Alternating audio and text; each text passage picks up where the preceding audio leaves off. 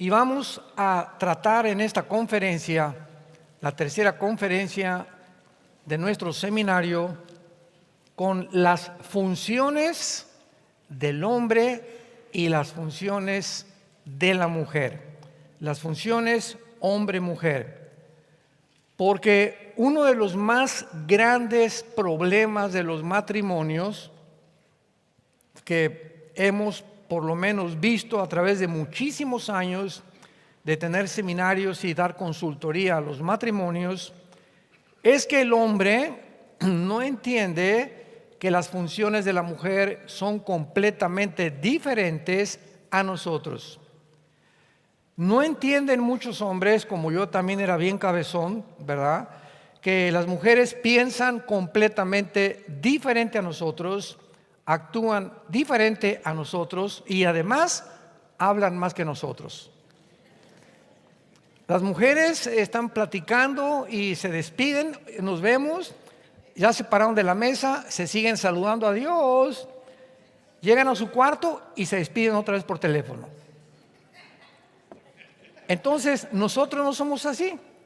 Se juntan, yo he ido por mi esposa, me dice voy a estar con unas amigas, ¿verdad?, cristianas, vamos a estar platicando. La dejo como a las 4 o 5 de la tarde, llego a las 8 o 9 de la noche por ella y siguen platicando. O sea, yo no lo entendía yo, ¿no? Nosotros nos juntamos a los 15, 20 minutos, arreglamos el negocio, lo que tengamos que hablar, pero platicar 3 o 4 horas. Y uno de mis problemas más serios que tuve con Marta, mi esposa, era que cuando me sentaba yo a platicar con ella es testigo de todo lo que yo estoy hablando en este momento, pues le daba el avión. Oye, sí, amén, amén, gloria a Dios, a mi amor. Y ella se daba cuenta porque las mujeres son más psicológicas que nosotros cuando nosotros les estamos poniendo atención o les damos el avión. Y a la mujer lo peor que le puede hacer a tu esposa es darle el avión. Porque a las mujeres les interesa que nos interesemos en lo que nos están diciendo. Y nosotros tenemos la cabeza por aquí, por allá, y eso a mi esposa le molestaba muchísimo. Y tardé mucho tiempo, ¿verdad?, en entender que tengo que sentarme con ella, platicar con ella, oír lo que me está diciendo, ponerle atención si quiero mantener mi compañerismo con mi esposa, la madre de mis hijos, abuela de nuestros nietos. Entonces, todas estas circunstancias son muy importantes. Muchas veces mi esposa me ponía cortinas en mi oficina atrás. Yo llegaba a los 3, 4 días, me decía mi esposa, se paraba enfrente con cara así de ¿por qué? ¿Qué te pasa? Ni siquiera me das las gracias, me decía. ¿De qué? Te puse cortinas nuevas. Le decía, ¿cuáles? Yo tenía 3 o 4 días y no me he dado cuenta que nos había puesto cortinas, porque los hombres somos diferentes y las mujeres son extremadamente detallistas. Y una maceta, yo vengo a los desayunos muchas veces en las mesas ponen floreros. Me dice, ¿te gustó el florero que hubo en el desayuno? ¿Cuál? Le digo. No nos fijamos en esas cosas. Y para poder entendernos el uno al otro, tenemos que entender precisamente que Dios nos hizo diferentes. Y mientras no entendamos estas diferencias, vamos a tener problemas de comunicación y problemas que pueden convertirse más adelante en problemas que pueden crecer. Porque tenemos que entender claramente, ¿verdad?, que la mujer fue hecha diferente a nosotros, es más débil, es un vaso frágil, es la reina de la casa, y la debemos de tratar con fragilidad para que nuestras oraciones, 1 de Pedro 3:18, no tengan estorbo. Si Dios ve que tú no tratas a tu esposa con la delicadeza, con la consideración, con la empatía que ella debe y merecen tener, Dios no nos escucha. A este grado, una mala relación que tengamos con nuestra compañera, no le pidas nada a Dios. Nuestras oraciones van a rebotar. ¿Y por qué me fue mal el trabajo? ¿Y por qué me fue mal aquí? Hay una raíz siempre que produce hiel y amargura. Y es tu relación con tu esposa. Dios considera tan importante nuestra relación que no puede un hombre caminar así y la esposa así. O caminamos juntos o no caminamos. Hermano, es que yo soy más santo, ¿verdad? Y ella todavía está, pues vas a tener que esperarla a que te alcance o a que tú puedas tener la paciencia, porque no hay nada como que yo me adelanto y ella se queda, o tú te adelantas y su esposo te queda. No funciona así el matrimonio. Tenemos los dos, es como un triángulo que caminamos, ella está aquí, yo estoy aquí, Dios es en la punta. Mientras más caminamos los dos cerca de Dios, más nos encontramos el uno con el otro. Porque esta es la relación perfecta, caminar los dos con la palabra de Dios para que podamos verdaderamente estar unidos al final, y es Cristo el pegamento que nos mantiene hasta que Él regrese. Muy bien. No cabe duda que vivimos una de las épocas más confusas, política, económica, religiosa, espiritual, y por si fuera poco, de géneros. Increíble. Trágicamente, el factor para el debilitamiento de la definición de los roles en la familia, en el matrimonio, es que el hombre y la mujer son iguales sin diferencia de funciones. Y desgraciadamente hay muchas mujeres, y yo he oído también a algunos líderes o algunas, vamos a ver, que dirigen iglesias usando Gálatas 3:28. Lo voy a leer rápidamente. Gálatas 3:28. Dice Pablo: ya no hay judío ni griego, no hay esclavo ni libre, no hay varón ni mujer, porque todos nosotros somos uno en Cristo Jesús. Entonces usan este versículo para decir que no hay diferencia entre el hombre y la mujer. En un sentido es verdad, porque los dos fuimos creados a su imagen y semejanza, pero sí hay función en roles. Sí hay función en responsabilidades, porque vamos a ver por qué Dios le entregó el liderazgo al varón y por qué es el varón el que es responsable delante de Dios de cómo funciona una familia. No la mujer, somos nosotros los varones. Vemos nosotros aquí en Génesis capítulo 2, versículo 7, las tres áreas principales que Dios trata con Adán antes que Adán viniera al mundo. Dios trata con Adán en el huerto sin que la mujer haya nacido, haya sido traída a él. Y en estas tres responsabilidades nos muestra Dios que desde el principio Él iba a tratar con el varón como responsable, como cabeza de su familia y no la mujer. Dios iba a establecer un patriarcado y no un matriarcado. Los grandes psicólogos del mundo, tanto cristianos como no cristianos, están de acuerdo en que casi el 60% del homosexualismo proviene de mujeres que gobiernan su casa, donde los varoncitos, los hijos varones, son criados bajo la mamá, bajo las faldas de la mamá y no bajo el papá. El hombre necesita un modelo y tiene que ser el papá. El papá tiene que ser el héroe del hijo, el papá tiene que ser el guía, los hijos tienen que ver al papá como sus dirigentes. Yo quiero ser como mi papá, no como mi mamá. Entonces, qué importante son las responsabilidades que Dios nos da, porque tienen consecuencias tarde o temprano a la larga. Jehová Dios, Génesis 2:7, formó al hombre del polvo de la tierra, sopló en su nariz aliento de vida y fue el hombre un ser viviente. Cuando una vez en una universidad tuve un debate me acuerdo en los 80s, en la Facultad de Filosofía y Letras de la UNAM, casi todos eran en aquel tiempo comunistas, ateos, sin saber ni lo que estaban diciendo. Fui a dar una conferencia sobre las evidencias científicas de la Biblia. Y pues todos estaban interesados, ¿verdad? ¿Qué de ciencia? Si es un libro religioso. Y comencé a desarrollar la conferencia para decirles: en la Biblia encontramos más evidencias científicas que en la teoría de la evolución.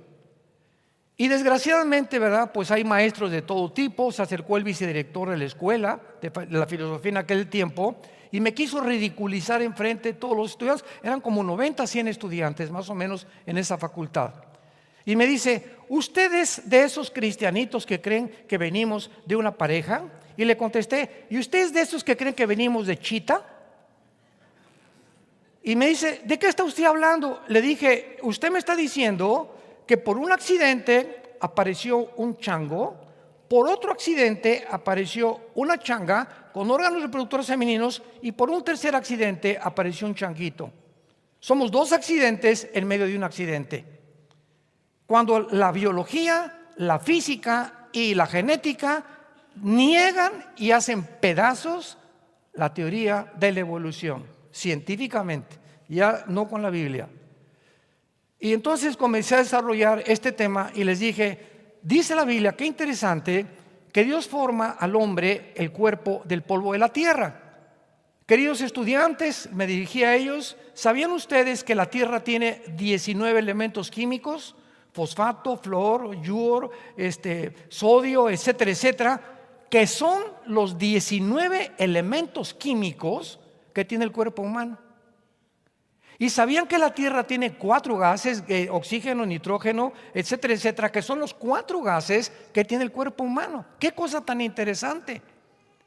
¿Y sabían ustedes que todo lo que Dios creó y los árboles frutales es la comida que Dios diseñó para nuestro cuerpo?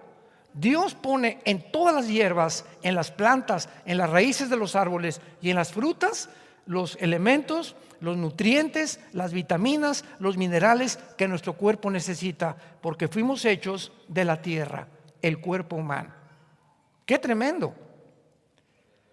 Una vez que Adán estaba ya formado como algo con su cuerpo, Dios hace algo que Dios no hizo con los animales.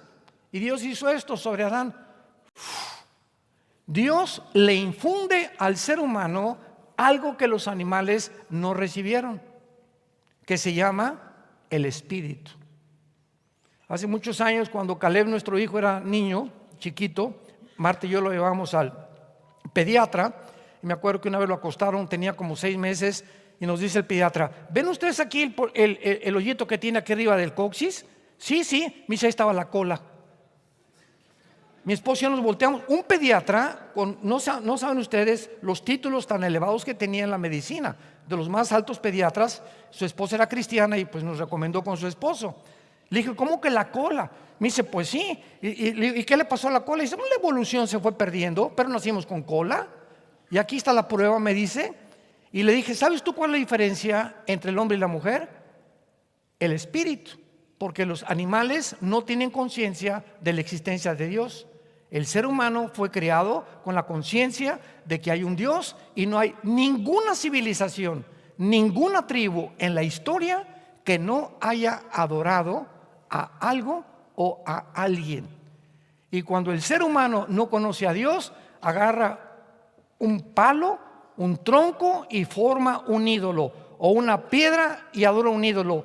Y el hombre, de lo que él formó, se hinca a adorar algo que hicieron sus manos. Como dijo Sigmund Freud, el psicólogo vienés, el hombre es incorregiblemente religioso. ¿De dónde viene esta religiosidad? ¿De dónde viene este deseo de adorar algo o a alguien? A la luna, o en Teotihuacán vamos a cargarnos de la energía de la luna, o el sol o las estrellas, pero el ser humano fue creado para adorar. ¿Y de dónde vinieron las religiones? De este instinto, porque fuimos creados para ser eternos y traemos dentro la eternidad.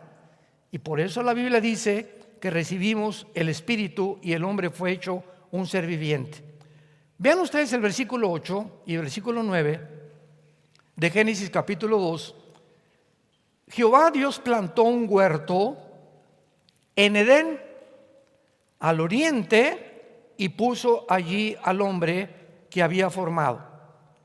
Jehová hizo nacer de la tierra todo árbol delicioso a la vista, bueno para comer, árbol en medio del huerto y el árbol de la ciencia del bien y del mal.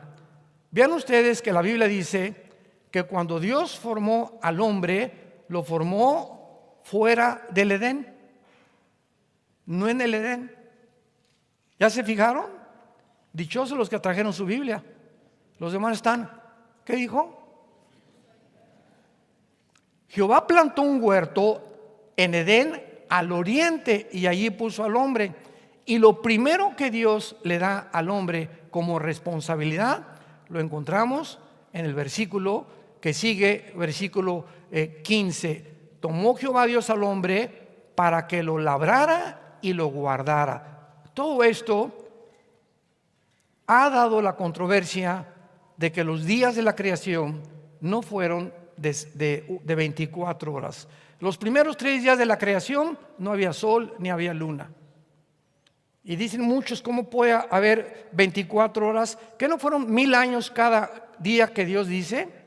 ¿O qué dice la Biblia que fue creados de acuerdo a la tarde o a la mañana?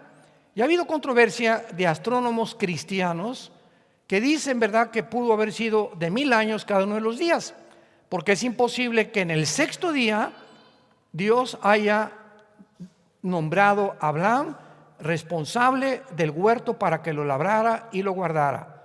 Número 2, dice el hombre, le presenta a los animales, versículo 19, para que Adán le ponga nombre a todos los animales. Y número 3, versículo 21, Dios hace caer a Adán en un sueño profundo, mientras que éste dormía, toma una de sus costillas, cierra la carne en su lugar, y de la costilla, la palabra costilla en el hebreo es Selah, con T de tío, S de Samuel, E de Enrique, L de Lola, A de Armando, Selah, que significa del lado o del costado. De ahí Dios saca una costilla y hace al hombre una mujer, le hace del hombre una mujer y la trae al hombre. Qué interesante que se descubra que es en los huesos donde se forma la sangre. Cuando yo les pregunto a muchos estudiantes, ¿quién fue primero, el huevo o la gallina?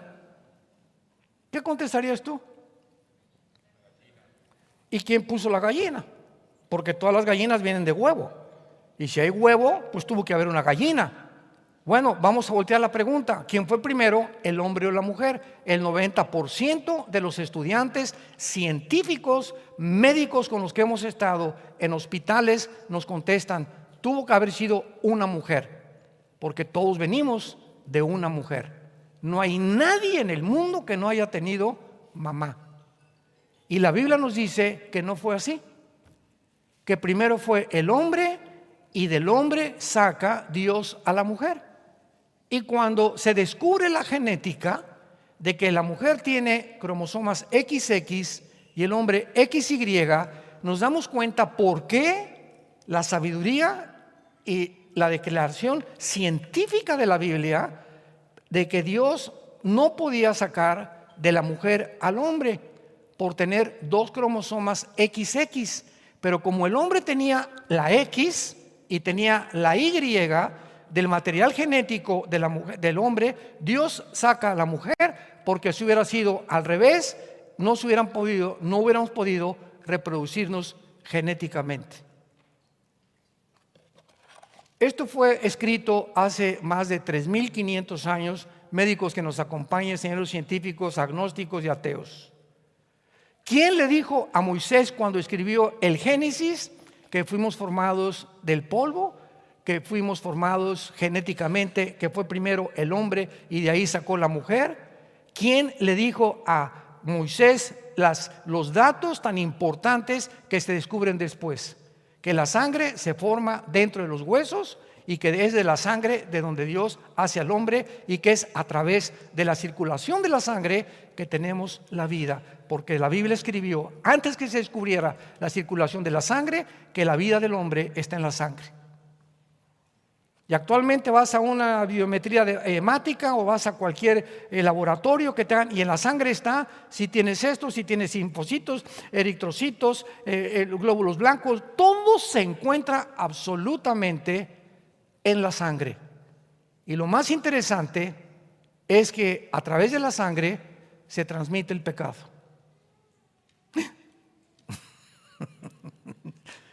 Los voy a dejar en tensión cuando yo lo explique ahorita a continuación. Bueno, entonces esto es muy importante porque la creación del hombre nos muestra claramente que el hombre recibe las responsabilidades de cuidar, de ponerle nombre a los animales, y la mujer es sacada del varón y no el varón de la mujer. Repito, por cuestiones genéticas que después se descubrieron por el doctor Collins, director del genoma humano en la última década del siglo pasado. Veamos ahora que una vez que Dios saca a la mujer del varón, cuando la ve a Adán, pega un grito y dice: ¡guau! Cuando estuvo delante de una changa, de una jirafa, de un rinoceronte, ¿verdad? Pues le puso nombre a todos los animales y no se encontró ayuda idónea para él. Y desde el cielo se oyó una voz que dijo: no es bueno que el hombre esté solo. De acuerdo a la perspectiva divina, Dios creó al varón socialmente y de una forma especial para que pudiéramos reconocer nuestra necesidad de tener una compañera, una amiga, un amante, una esposa, una madre de nuestros hijos, y que cuando lleguemos a los 70, 80 años nos dé masajito en los pies y nos tape con una colchita cuando tengamos frío. Pero no es bueno, de acuerdo a Dios, que el hombre esté solo.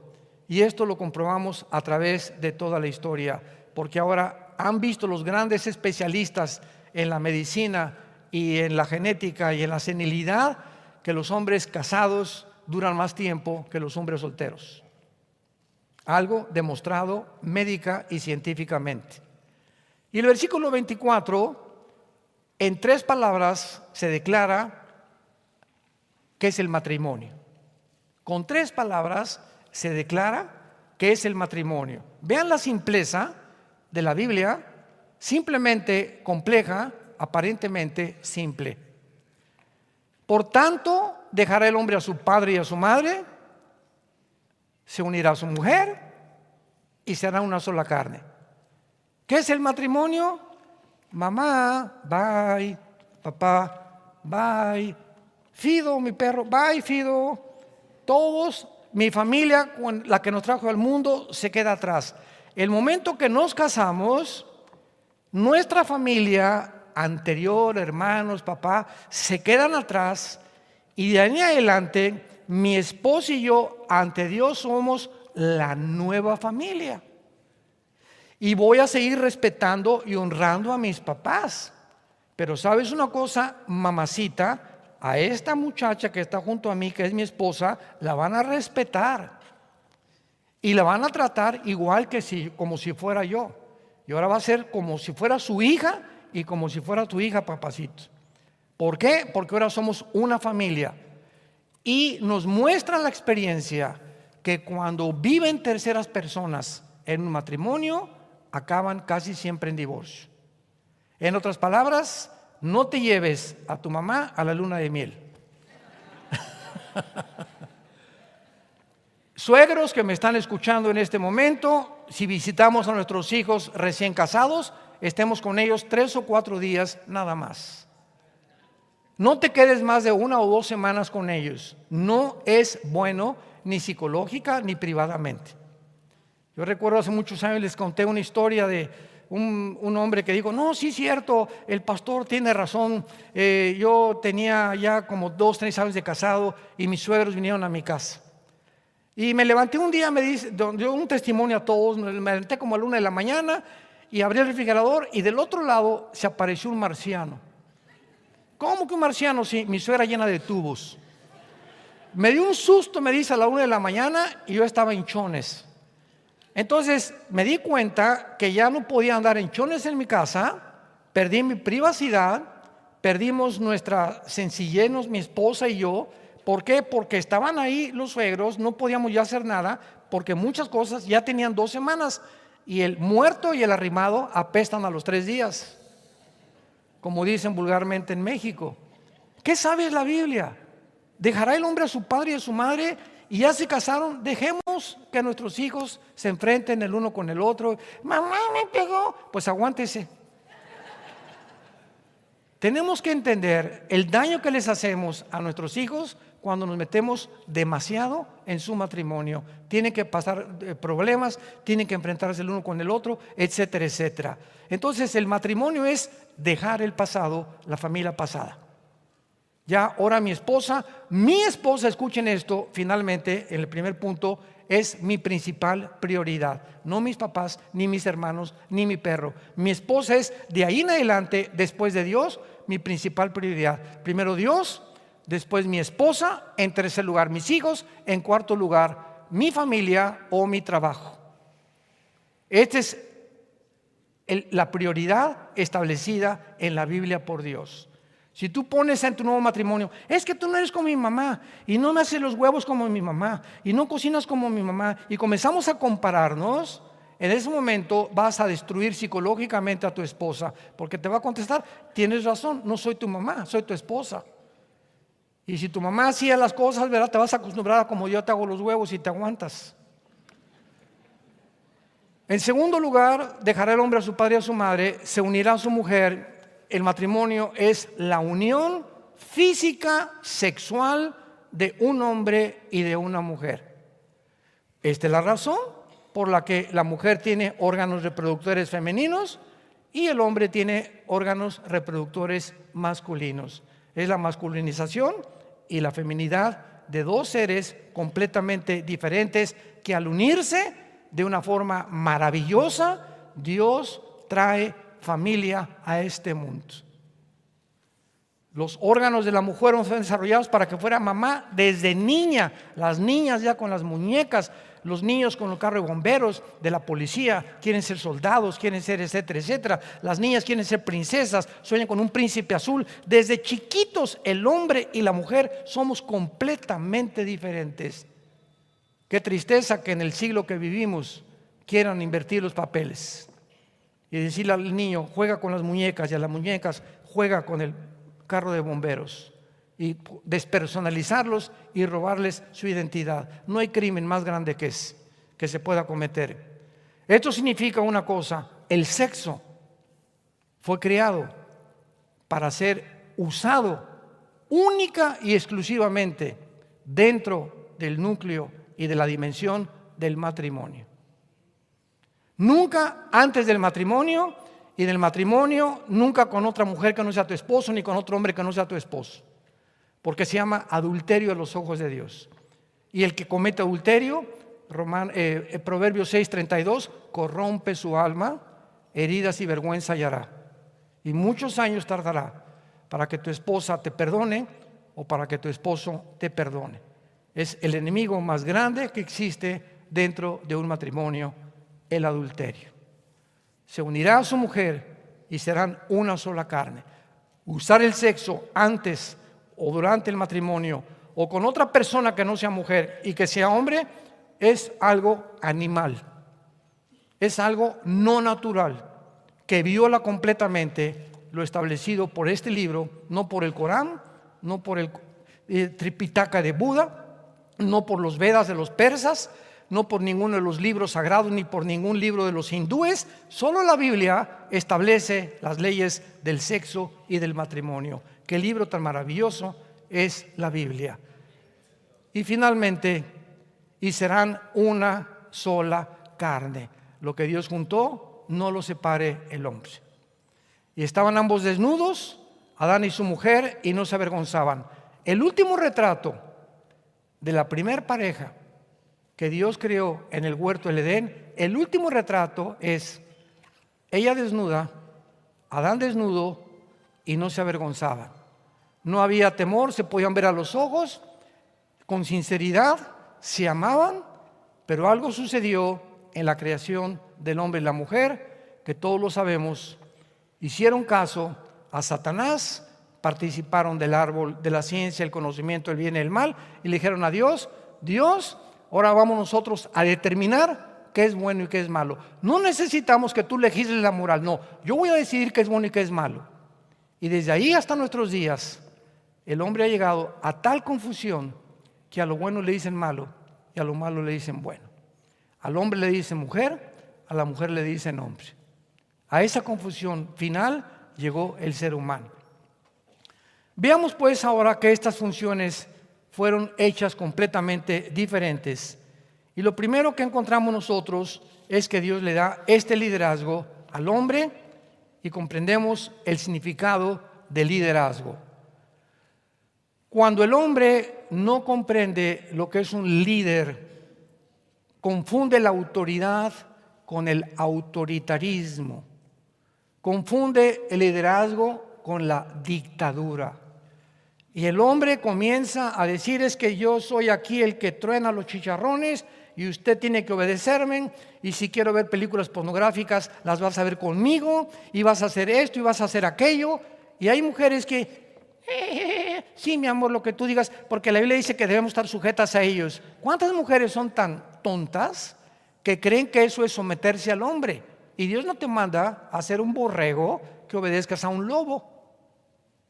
¿Por qué? Porque no has entendido, ni el hombre tampoco, a distinguir lo que es el liderazgo. En primer lugar, esta palabra líder suena a veces muy fuerte para algunas mujeres. Por ejemplo, esta palabra se puede usar para un director de orquesta. Tiene que haber un líder en un director de orquesta. No son dos, ni el violín, ni el violonchelo, ni la trompeta. Tiene que haber un hombre dirigiendo una orquesta. Para un entrenador de un equipo de fútbol tiene que tener un líder. Tiene que tener alguien que dirija a los 11 jugadores en el fútbol soccer. Para un gobernante hay un presidente, no hay dos presidentes. Hay un capitán de un barco, no hay dos capitanes de un barco, hay uno. Para un guía de turistas es un guía el que te guía. Para un jefe militar, el soldado se somete al cabo, el cabo al teniente, el teniente al coronel, el coronel al general. Pero tiene que haber siempre una cabeza en cualquier circunstancia. En una escuela hay un director de escuela. Un piloto tiene que ser el jefe del avión. Y cuando tú vas en un avión comercial, el piloto es el jefe. Y si el piloto dice a un pasajero: te bajas del avión y yo ordeno esto, toda la tripulación se somete al piloto. Durante el vuelo, el único jefe. Puede ir el presidente de la República en el avión, puede ir Juan Charrasqueado en el avión.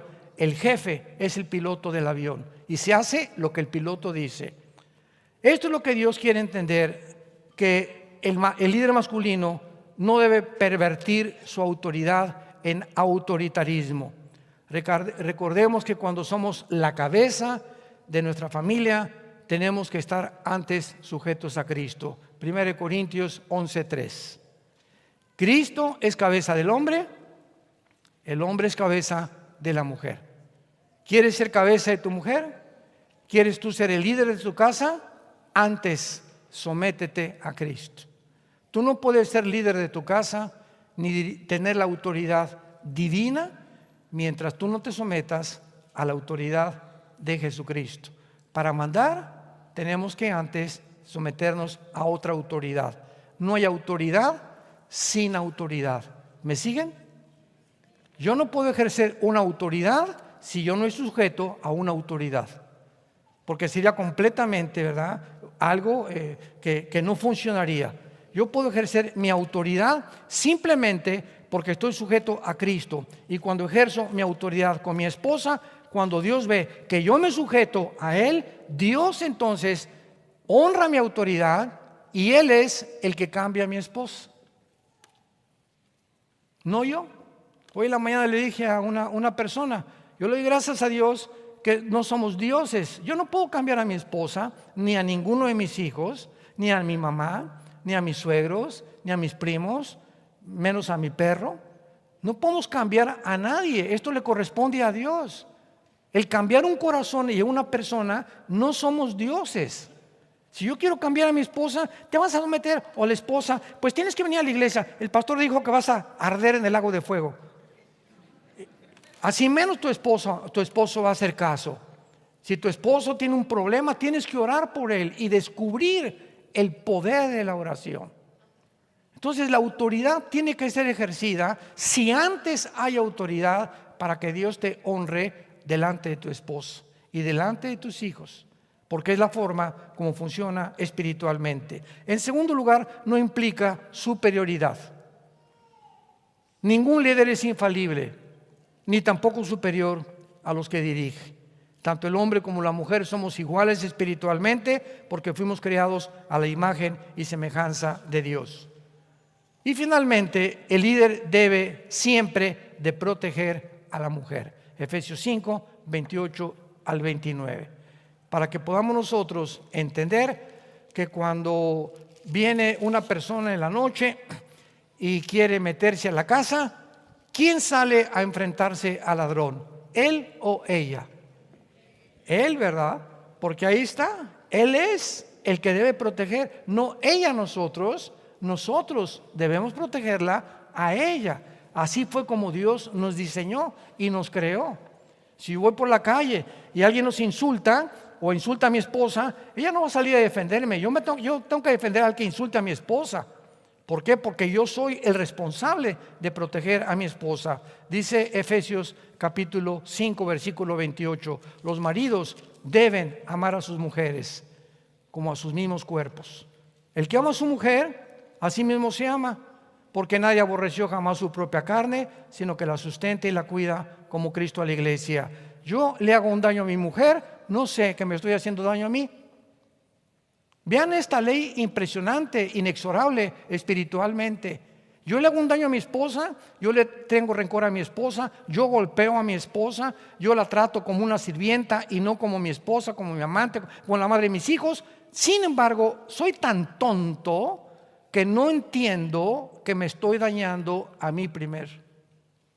Porque Dios me está viendo y las cosas no me van a salir bien y Dios de alguna manera va a tratar con mi vida para que yo entienda cuál es el orden y la prioridad de mi vida. No se engañe el hombre, lo que sembramos tenemos que recoger. El que le hace daño a su esposa, primero se daña a sí mismo. Nadie puede ensuciar el objeto que uno ama. Así que si tú realmente amas a tu esposa, la respetas, la proteges, la cuides, la diriges, oras por ella y tratas de, cuando te esté hablando, ponerle atención. Recuerden de eso también, que es muy importante. Vamos ahora con las mujeres rápidamente, porque no cabe duda que la verdadera feminidad, ¿cómo ha sido distorsionada? Impresionante. Principalmente por los medios masivos de comunicación. Cines, teatros, películas, telenovelas, revistas, etcétera, etcétera, retratan actualmente a la mujer más hombruna, más tosca, más agresiva, más violenta, más seductora, más independiente del varón. ¿Por qué? Porque es lo contrario a lo que Dios nos dejó para obedecer. Viene Satanás y destruye o trata de destruir toda la imagen y la identidad que nos dejó escrita en su palabra. Vemos nosotros a continuación algunas características positivas y negativas femeninas. Veamos las positivas. Una mujer positiva, una mujer de Dios, es animadora. Mi amor, tú puedes, échale ganas, estás guapo, aunque tienes cara de iguana, pero me gustas. Compasiva, dulce, gentil, tierna, considerada, sabia, espiritual, sincera, confiable, obediente, cariñosa, graciosa, delicada, quieta, fiel y pura a los ojos de Dios. Tenemos como ejemplo en la Biblia a Sara, Noemí, Ruth, María, la madre de Jesús, Marta y María, amigas de Jesús, Loída, Eunice y la abuela y madre de Timoteo. Así que cuando nosotros estamos hablando de las cualidades positivas de la mujer tiene que entender esto. Mañana vamos a hablar de lo que el hombre necesita y las necesidades de un hombre para que las mujeres entiendan qué es lo que necesitamos nosotros. Pero tú tienes que entender qué necesita una mujer, ¿verdad? Porque una mujer negativa es una mujer pasiva, seductora, cautivadora, coqueta, vana, manipuladora, quejumbrosa, agresiva y chantajista y extorsionista también. Vemos nosotros en Proverbios capítulo 2 que el rey Salomón describe estas características negativas de una mujer. Proverbios 2, 16 al 19. Y nos promete a los hombres: serás librado de la mujer extraña, de la ajena que halaga con sus palabras, la cual abandona al compañero de su juventud y se olvida del pacto de su Dios. Este tipo de mujer, tarde o temprano, si Dios te llamó y eres obediente, Dios te la quita, Dios se la lleva. Serás librado de esa mujer porque tú quieres servir a Dios. Y si esa mujer ve Dios que no va a cambiar y que no es la mujer que te puede realmente levantar y ayudarte, porque la mujer necia destruye con sus manos su casa, la sabia levanta su casa y levanta a su varón. Una mujer hunde o una mujer levanta a un varón. Es el poder tan grande de la feminidad. Entonces, no nos preocupemos, vuelvo a repetir, Dios, si no funciona tu esposa, tarde o temprano, o se la lleva o algo pasa. Si no funciona tu esposo, tú sigues sirviendo a Dios con todo tu corazón y el gavilán pollero te va a dejar. Ábrele la jaula, ¿verdad? Adiós, nos vemos. Si quieres irte, pues vete. O mujer, te quieres ir, ahí está la puerta, vete, te pongo tu maleta con mucho gusto. Adiós, ¿verdad? Pasa un año, de acuerdo a las leyes en México, te puedes divorciar al año si eres abandonado en tu hogar. Se llama abandono de hogar. Y es una de las causas únicas del adulterio, abandono o adulterio, para poder divorciarse. No hay ninguna otra causa para poder divorciarse bíblicamente. Si él se va o ella se va y pasa un año y no ha regresado, lo más seguro es que ya se fue con otro o ya se fue con otra. No te vas a quedar. ¿Y por qué, hermana, está así como monjita con la cara de la Madre Teresa? Ay, hace 5 años se fue mi esposo y lo sigo esperando. Porque las hermanitas de la caridad en la iglesia me dijeron que lo siguiera esperando porque tengo que estar sujeta a él. ¿Verdad? Esa hermana, ¿verdad?, no es realmente una persona cuerda, ni sabia, ni mucho menos, porque no ha entendido que no nos llamó Dios a servidumbre. 1 Corintios capítulo 7 del 15 en adelante. Cuando eres víctima, Dios te bendice y Dios tiene otro plan para tu vida. Pero cuando tú obedeces a Dios, Dios te premia, te recompensa. Y si un hombre o una mujer estorban el plan de Dios para tu vida, Dios te lo quita de tu vida o te la quita de tu vida. Porque Dios no nos llamó a vivir en esclavitud todos los tiempos de nuestra vida. Vemos nosotros también claramente que cuando una mujer es con estas características, una mujer tiene que demostrar verdaderamente su obediencia mientras el esposo no la obligue a cometer algo que viole la palabra de Dios. Por ejemplo, hay 3 instituciones que Dios fundó. Número 1, el matrimonio de la familia. Número 2, la iglesia. Y número 3, los gobiernos.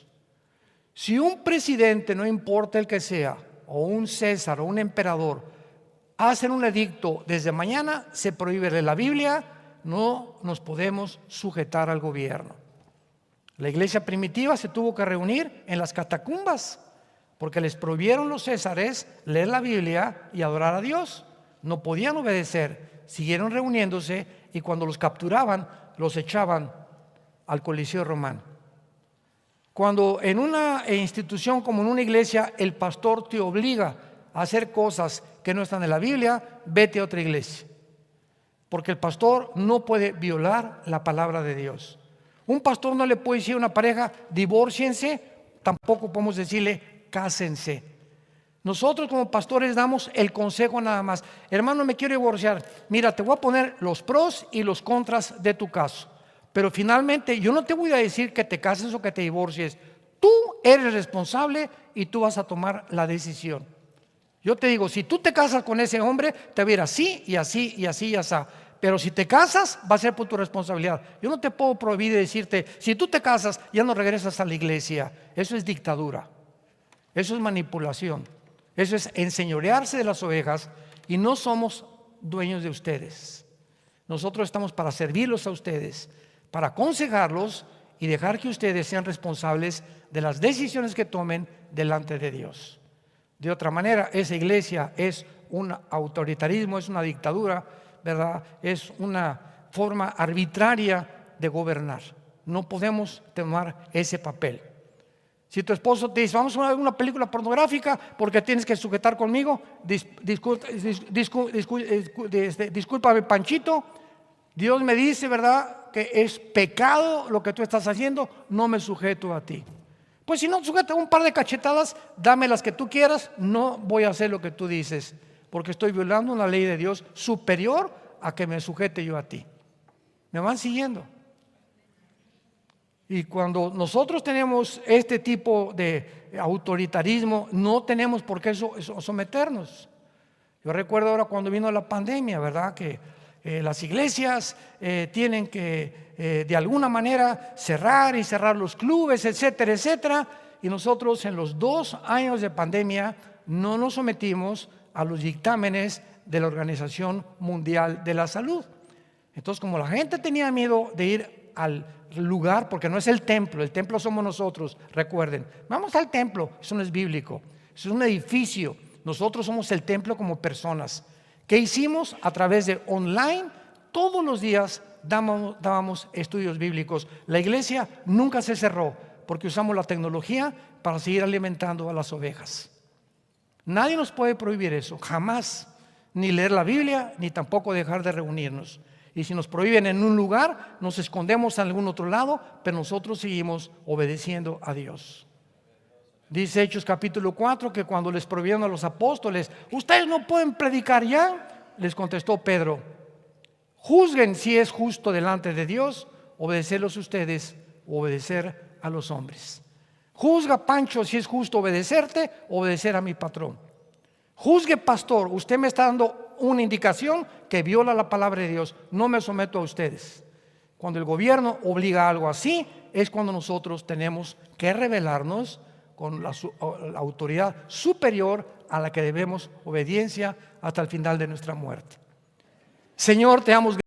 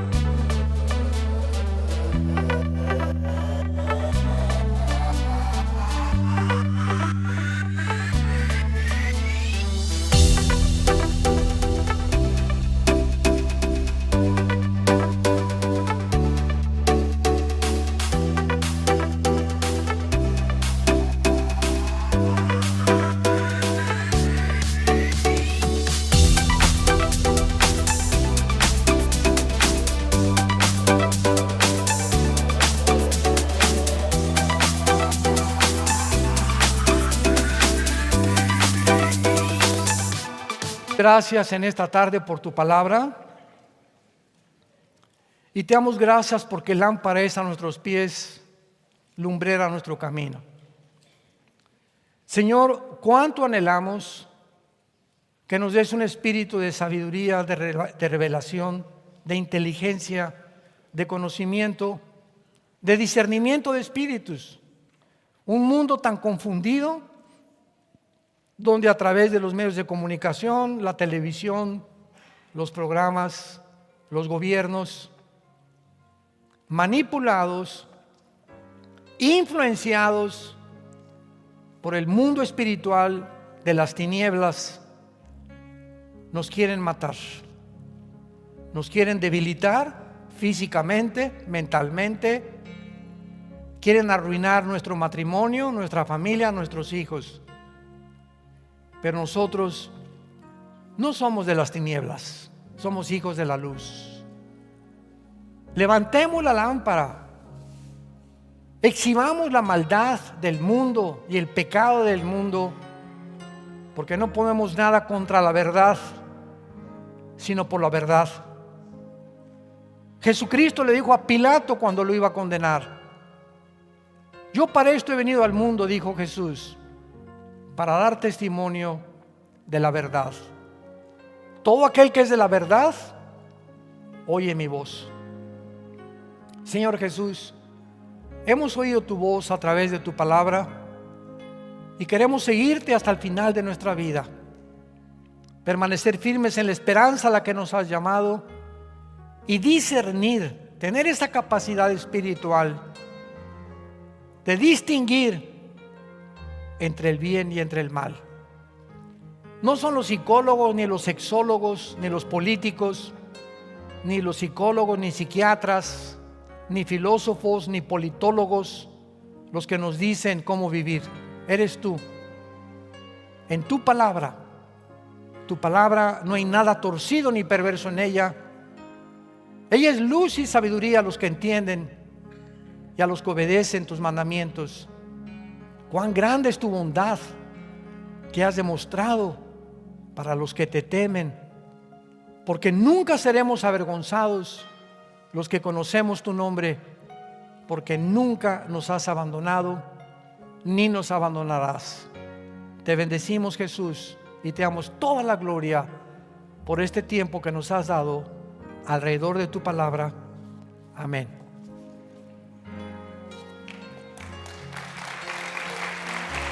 Gracias a Dios por este libro maravilloso. Gracias, Padre Santo, por tu palabra.